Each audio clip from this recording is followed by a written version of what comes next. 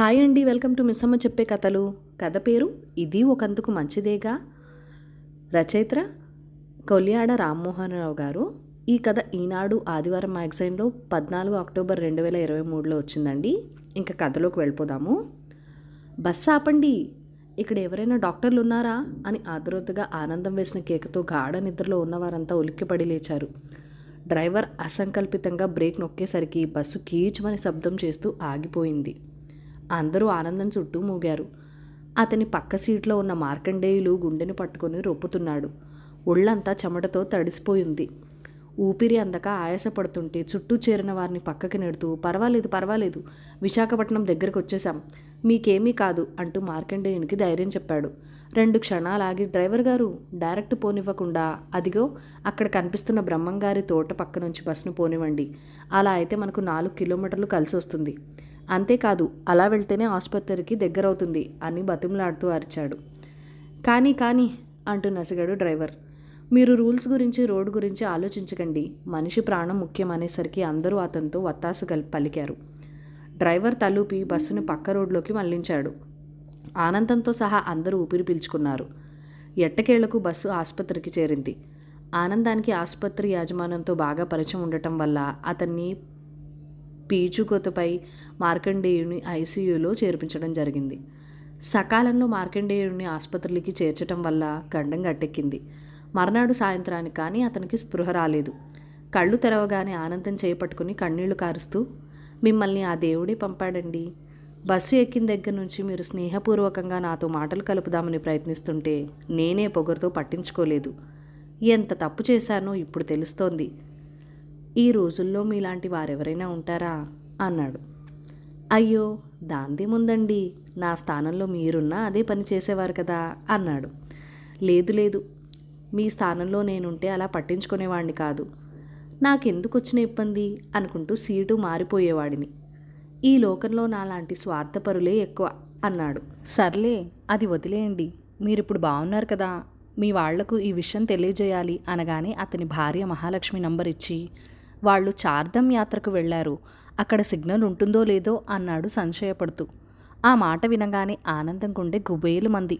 చార్ధమ్ యాత్రికులు వరద బీభత్సంలో ఇరుక్కున్నారని, చాలామంది ప్రాణాలు కోల్పోయారని టీవీలో చూశాడతను. ఆ విషయం మార్కండేయులకి చెప్తే తట్టుకోలేడని దాచి, నిజమే, అక్కడ సిగ్నల్ ఉండదు, అయినా ప్రయత్నిస్తాను అన్నాడు. ఆనందం వెళ్ళిపోయాక అతని గురించే ఆలోచిస్తూ ఉండిపోయాడు మార్కండేయులు. అతనికి బస్సు ప్రయాణం గుర్తొచ్చింది. నమస్తే, నా పేరు ఆనందం, మీ పేరు అన్నాడు బస్సులోని అతను పక్కన కూర్చుని పరిచయం చేసుకుంటూ. మార్కండేయులు పరధ్యానంలో ఉన్నట్టు నటించాడు. అయ్యా, నా పేరు ఆనందం అని చెప్పాను, మీ పేరు అని మరోసారి ప్రశ్నించాడు. అతని స్నేహధోరణిలో ఏ మార్పు లేదు. మార్కండేయుని సమాధానం కోసం ఎదురు చూస్తున్నాడు. విషాదం అని సమాధానం ఇచ్చాడు. అందులో కాస్తంత వెటకారం తొంగి చూసింది. అదేమీ గమనించని వాడిలా, ఏమన్నారు, వినోదం అన్నారు కదూ, బాగుంది, ఆనందం వినోదం, మన జోడీ బాగా కుదిరింది అన్నాడు నవ్వుతూ. మార్కండేయులు విసుగ్గా చూసి, ఏదో జోక్గా అన్నాను, నా పేరు మార్కండేయులు అన్నాడు. ఓ, చిరంజీవి అన్నమాట, బాగుంది అన్నాడు మెచ్చుకోలుగా చూస్తూ. మార్కండేయునికి మరీ చిరాకు పుట్టింది. చిరంజీవి కాదు, పవన్ కళ్యాణ్ కాదు, మార్కండేయులు అంతే అన్నాడు విసురుగా. కొత్త వాళ్లతో అలా మాట్లాడడం సంస్కారం కాదు అని అనిపించలేదు అతనికి. ఆనందం ఏం మాట్లాడాలో తెలియలేదు. కొద్ది క్షణాల తర్వాత నోరు విప్పాడు. మార్కండేయులు శివుని వరం వల్ల చిరంజీవి అవుతాడు అంటూ చెబుతుండగా అడ్డుకున్నాడు మార్కండేయులు. ఆ కథంతా నాకు తెలుసండి, దయచేసి మళ్ళీ నా పేరు ఎత్తకండి, ఆ పేరంటేనే నాకు చాలా చిరాకు, పాతకాలం నాటి పేరు పెట్టి నాకు అన్యాయం చేశాడు మా నాన్న అంటూ విసుక్కుంటుంటే, అయ్యో ఎంత మాట అనేశారు, ఎంత మంచి పేరండి అది అని చెప్తుండగానే మళ్ళీ అడ్డుపుల్ల వేశాడు. అబ్బబ్బా, నన్ను విసిగించకండి అనగానే చిన్నబుచ్చుకున్న ఆనందం మరో మాట మాట్లాడలేదు.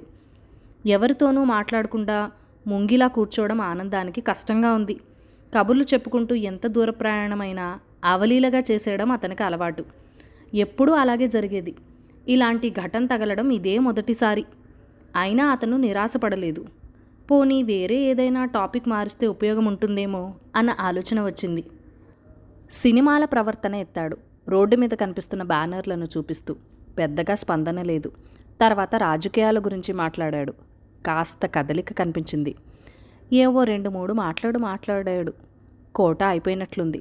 మళ్ళీ సైలెంట్ అయిపోయాడు. టాపిక్ మార్చి క్రీడల గురించి మాట్లాడడం మొదలుపెట్టాడు. అందులోనూ అంతే, ఇంట్రెస్టే చూపించలేదు. ఇతనికి నేనెందుకో నచ్చలేదు. కారణం ఏమై ఉంటుంది అనుకుంటూ తలగొక్కున్నాడు ఆనందం. ఆ ప్రశ్నకు సమాధానం దొరక్క. కానీ ఆ సమాధానం మార్కండేయుల దగ్గర ఉంది. బలిష్టంగా, ఆరోగ్యంగా, వయసు పైబడిన తరగని తేజంతో మెరిసిపోతున్న ఆనందం అంటే అతనికి అసూయ. అతనెందుకు అలా ఉన్నాడు, నేనెందుకు ఇలా ఉన్నాను అనుకుంటూ గుండా పిండి అయిపోయాడు. ఇలా గౌతమంతా గుర్తు రాగానే మనసు చేదుగా అయిపోయింది అతనికి. ఛీ, ఎంత మూర్ఖంగా ప్రవర్తించాను. ఆయన మంచివాడు కాబట్టి ఇవేవి మనసులో పెట్టుకోకుండా నన్ను ఆదుకున్నాడు అనుకుంటూ పశ్చాత్తాపంతో కుమిలిపోయాడు. ఆనందానికి అంతా అయోమయంగా ఉంది. తోటి ప్రయాణికుడు కదా అని మానవత్వంతో సాయం చేయడానికి ముందుకొచ్చాడు కానీ తాను చిక్కుల్లో పడే అవకాశం ఉందేమోనని గాబరా మొదలైంది. పాపం, అతని కుటుంబీకులు ఏమైపోయారో. కర్మకాలి సొంత మనుషులు పోగొట్టుకుంటే ఈ వయసులో అతన్ని ఎవరు చూస్తారు? ఆసుపత్రి నుంచి డిశ్చార్జ్ చేశాక ఎక్కడ ఉంచాలి? ఆసుపత్రి బిల్లు ఎలా కట్టాలి? ఇలాంటి ఆలోచనతో అతని బుర్ర బద్దలైపోతోంది. ఆ రోజంతా ఫోన్ కోసం ప్రయత్నిస్తూనే ఉన్నాడు. ఏ ప్రయత్నమూ ఫలించలేదు. వాళ్ళందరూ ప్రాణాలు పోగొట్టుకున్నారేమో అని భయం అతన్ని ఆవహించసాగింది. బాగా డీలా పడిపోయాడు. కానీ సాయంత్రానికి వచ్చిన మెసేజ్ అతనిలో ధైర్యం నింపింది. సుమారు 15 మిస్ కాల్స్ ఉన్నాయి. ఎవరు అన్నది ఆ మెసేజ్ సారాంశం. వెంటనే బదులిచ్చాడు. మార్కండేయులు గారికి గుండెపోటు వస్తే ఆసుపత్రిలో చేర్చాము. ఇప్పుడు బాగానే ఉన్నారు. నేను ఆయన తోటి ప్రయాణికుణ్ణి, పేరు ఆనందం అని. మళ్ళీ 1:30 తర్వాత కానీ మెసేజ్ రాలేదు. అదృష్టం బావుండి అందరము ప్రమాదం నుంచి గట్టెక్కాము.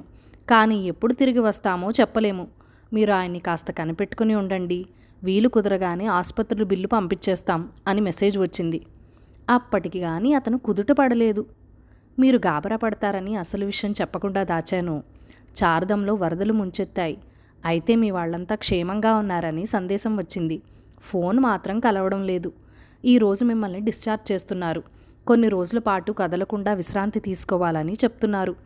ఈ పరిస్థితిలో మీరు ప్రయాణం చేయకూడదు. మీ వాళ్ళ వచ్చేంతవరకు కొన్ని రోజులు మా ఇంట్లో ఉండండి అన్నాడు ఆనందం. తన దుస్థితిని తలుచుకుని కన్నీరు కార్చాడు మార్కండేయులు. కాదని చెప్పటానికి అతనికి మరో దారి లేదు. కన్నీరు కారుస్తూనే తలూపాడు. అతని కన్నీరు తుడుస్తూ, చాచా బాధపడకండి, కష్టాలు వస్తాయి పోతాయి, మనం ధైర్యంగా ఉండాలి అని సర్ది చెప్తున్న ఆనందానికి మనసులోనే 1000 దండాలు పెట్టాడు. ఆనందం బలవంతం మీద అతని ఇంటికి వచ్చాడే గాని అతని శ్రీమతి పిల్లలు ఆదరిస్తారో లేక ముఖం మార్చుకుంటారో అన్న భయం అతన్ని ఆవరించింది. ఆనందం కొడుకు కూతురు అమెరికాలోనే ఆస్ట్రేలియాలోనూ స్థిరపడ్డారని తెలిసేసరికి కొంత భయం వీడింది. ఆనందం శ్రీమతి వాసిని ఆదరంగా ఆహ్వానించడంతో మిగిలిన ఉన్న భయం కూడా పోయింది. అతని కళ్ళు మళ్లీ చెమర్చాయి. ఆ మర్నాడు మహాలక్ష్మి భర్తతోనూ ఆనందంతోనూ ఫోన్లో మాట్లాడగలిగింది. విశాఖపట్నం చేరుకోవడానికి మరో 1 వారం రోజులు పట్టవచ్చనని చెప్పింది. మార్కండేయులు గురించి దిగులు పడవద్దని భరోసా ఇచ్చాడు ఆనందం. ఆనందం ఇంట్లో గడిపిన 1 వారం రోజులు చాలా విషయాలు నేర్చుకున్నాడు మార్కండేయులు. జీవితాన్ని ఎలా గడపాలి, ముఖ్యంగా వాక్యార్థం వచ్చాక ఏ ఏ పనులు చేయాలి, 60 ఏళ్ళు దాటాక జీవితం ఎలా ఉండాలి, ఇలాంటి విషయాలు అతనికి అనుభవపూర్వకంగా తెలిసొచ్చాయి. ఇంతకాలం తానెంత అవివేకంగా బతికాడో అర్థమైంది. ఆ వాస్తవాలు గ్రహించగానే అతని కళ్ళలో నీళ్లు చింపిలాయి. ఉద్యోగం ఉన్నంతకాలం క్యాంపులు, ఇన్స్పెక్షన్లు అంటూ ఇంటి పట్టున ఉండేవాడే కాదు. భార్యతోనూ పిల్లలతోనూ ఆనందంగా గడపడానికి ప్రాధాన్యత ఇచ్చేవాడే కాదు. కుటుంబంలో గడపడం అంటే బాధ్యతను ఎప్పుడూ విస్మరించేవాడు. ఒక నియమం లేదు, నిబద్ధత లేదు. ఎంతసేపు ఉద్యోగంలో ఉన్నత శిఖరాలు అధిరోహించడం ఎలా అనే ఆలోచనే. తను అనుకున్నది సాధించటానికి ఉన్నత ఉద్యోగాలను, పెద్దవాళ్లను మచ్చిక చేసుకోవడానికి మందు పార్టీలిచ్చి తాను కూడా పీకల దాకా తాగి ఆరోగ్యం పాడు చేసుకున్నాడు. బాణపుట్టతో, ఉబకాయంతో 62 ఏళ్లకే 70 ఏళ్ల వాడిలా కనిపిస్తున్నాడు. స్నేహాన్ని, స్వార్థాన్ని ముడిపెట్టడం వల్ల అతను పదవీ విరమణ చేశాక స్నేహితులంటూ ఎవ్వరూ మిగల్లేదు. అందరూ అవసరం కోసం తన చుట్టూ చేరిన వాళ్ళే. ఆఖరికి భార్యా పిల్లల్ని కూడా ఆత్మీయుల కోవలోకి చేరకుండా చేసుకున్నాడు. మానవ సంబంధాలన్నీ ఆర్థిక సంబంధాలే అని ఎవరో అన్న మాట అతని విషయంలో నిజమైంది. ఇన్నేళ్లు పోషించినవాడు కాబట్టి అతని పట్ల భార్యా పిల్లలు బాధ్యతగా వ్యవహరిస్తున్నారే కానీ దాంట్లో ప్రేమ మాత్రం కొరవడింది. ఆనందం విషయంలో అలా కాదు. అతనంటే ప్రాణం పెట్టే మిత్రులున్నారు. ఆనందం, వాసినిల అన్యోన్య దాంపత్యము, ప్రతి వారం ఫోన్ చేస్తూ గంటల తరబడి మాట్లాడే పిల్లల ఆప్యాయత, ఏడాదికి ఒక్కసారైనా నెల రోజుల పాటు అమ్మానాన్నలతో గడపాలన్న వాళ్ళ ఆరాటము మార్కండేయుడిని ముగ్ధుని చేశాయి. పదవీ విరమణ చేశాక జీవితం ఇలా గడపవచ్చన్నమాట అన్న విషయం ఆనందం దంపతులను చూశాకే అతనికి అర్థమైంది. తనున్న వారం రోజులు వాళ్లనే చూస్తూ పూటకొక కొత్త విషయం తెలుసుకుంటూ వచ్చాడు. ఆనందం, వాసినిల ఆరోగ్య రహస్యం తెలిసిపోయింది అతనికి. ఉదయం లేచిన దగ్గర నుండి వాళ్ళిద్దరూ ఏదో ఒక పనిలో నిమగ్నమై ఉంటారు. అదో తోట పని కావచ్చు, వంట పని కావచ్చు, ఇంటి పని కావచ్చు. ఈ పనులు వీళ్లే చేయాలని నియమమేమీ లేదు ఇద్దరికి. ఆనందం ఆలస్యంగా లేస్తే వాసిని బయటికి వెళ్ళి పాలు, కూరగాయలు తెస్తుంది. ఆమెకు నలతగా ఉంటే ఆనందమే వంట పని చూస్తాడు. ఆవిడ ఇడ్లీ, దోశ లాంటివి పలహారానికి సిద్ధం చేస్తుంటే ఇతను పచ్చడి చేసే పనిలో ఉంటాడు. ఆమె కూరలు చేయటానికి ఉల్లిపాయలు, పచ్చిమిర్చి తరిగి సిద్ధం చేస్తాడు. చింతపండు పులుసు లాంటివి కానీ, కొబ్బరికూర కానీ సిద్ధం చేసే బాధ్యత, పళ్ళు చక్కగా ముక్కలు కోసి ఫ్రిడ్జ్లో పెట్టడం, పళ్ళ రసాలు తయారు చేయటం లాంటివన్నీ తన నెత్తి మీద వేసుకుంటాడు. ఇద్దరూ ఉద్యోగాలేమీ లేకుండా ఖాళీగానే ఉన్నారు కదా, ఎందుకింత హైరానా, తీరిగ్గా చేసుకోవచ్చు కదా అనుకునేవాడు మార్కండేయులు. దానికి సమాధానం అతనికి తర్వాత తెలిసింది. నేను మగాడిని అన్న అహమే అలంకారంగా వంటబట్టించుకున్న మార్కండేయులు ఏనాడు భార్యకు కాసంత సాయం కూడా చేయలేదు. పిల్లలకు చదువు చెప్పగలిగే పరిజ్ఞానం ఉన్నా ఆ జంజాటం నాకెందుకని వాళ్ళని ట్యూషన్కి పంపేశాడు. ఎంసెట్, ఐఐటి లాంటి పరీక్షలో పిల్లల్ని దిగబెట్టి వాళ్ల ధైర్యంలో ఆత్మవిశ్వాసం నింపే పనులు చేసేవాడే కాదు. పదవీ విరమణ తర్వాత సోఫాకి, టీవీకి అతుక్కుపోయాడు. మంచినీళ్ళైనా, కాఫీ, టీలైనా అక్కడికి రావాలి. కొన్నిసార్లు పలహారం, భోజనం కూడాను. కానీ ఆనందం ఇంట్లో అంతా అందుకు విరుద్ధంగా ఉంది. అతనికి అయోమయంగా ఉంది. అతను వచ్చిన 2 రోజుల తర్వాత, మార్కండేయులు గారు, మరోలా భావించవద్దు. నేను, వాసిని బయటకు వెళ్లాల్సింది. వంటంతా సిద్ధం చేసేశాం.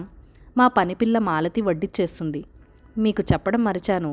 నేనిక్కడికి దగ్గరలో ఉన్న పల్లెటూరుకి వెళ్ళి అక్కడ రైతులకు వ్యవసాయం గురించి సలహాలిచ్చి ఆధునిక పద్ధతులు నేర్పిస్తూ ఉంటాను.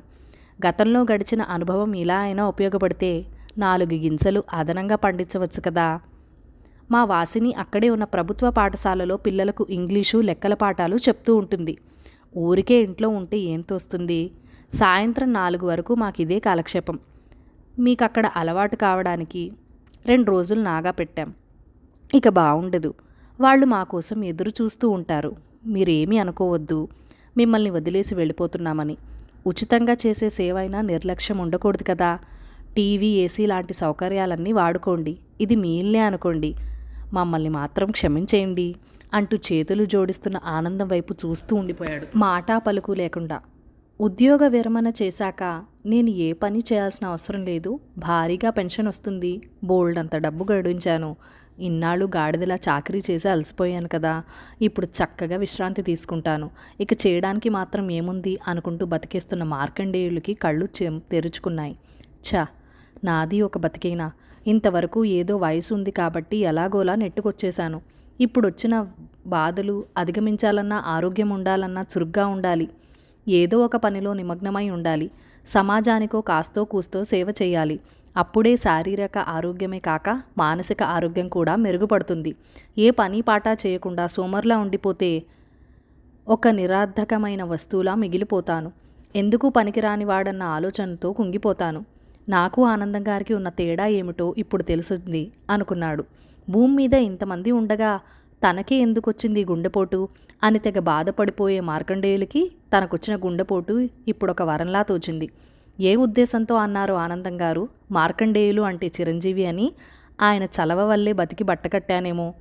ఏదైతేనేం ఈ గుండెపోటు నాలో మార్పు తెచ్చింది కదా, ఇది ఒకందుకు మంచిదేగా అనుకుంటూ అతని పెదవులపైన దరహాసం మెరిసింది.